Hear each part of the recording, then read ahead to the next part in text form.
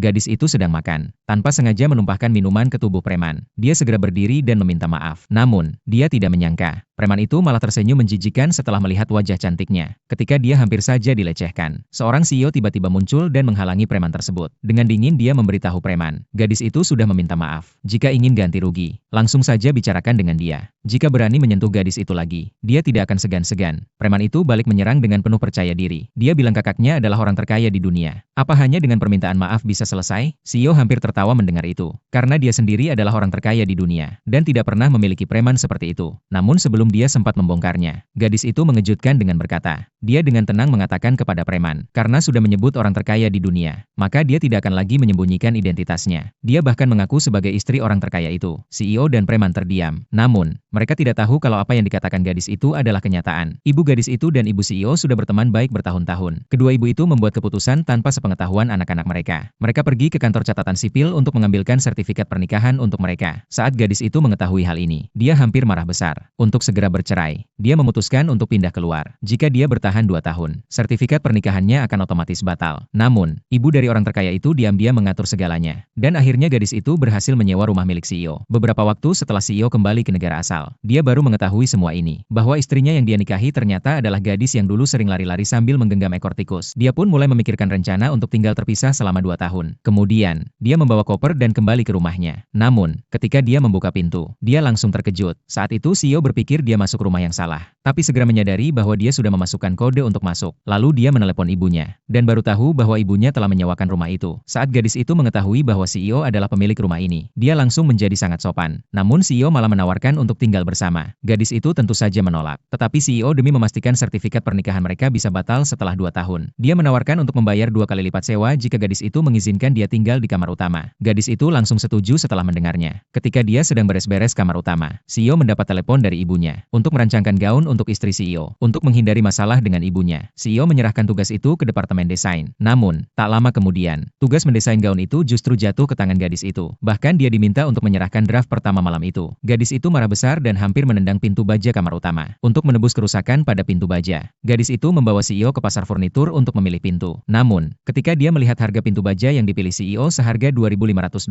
AS, dia langsung terkejut. Belum sempat dia menyadari semuanya, CEO mulai menawar harga. Dia menyebutkan nilai setiap bagian pintu baja. Pemilik toko yang tahu CEO adalah ahli, menyetujui untuk menjualnya dengan harga $1.400 AS. Untuk menghemat uang, gadis itu memutuskan untuk memasang pintu baja sendiri. Hal ini membuat CEO tertarik. Setelah beberapa kali berdiskusi, CEO tiba-tiba menyadari bahwa gadis itu dan istrinya yang sekarang, keduanya dibesarkan oleh ibu mereka sendirian.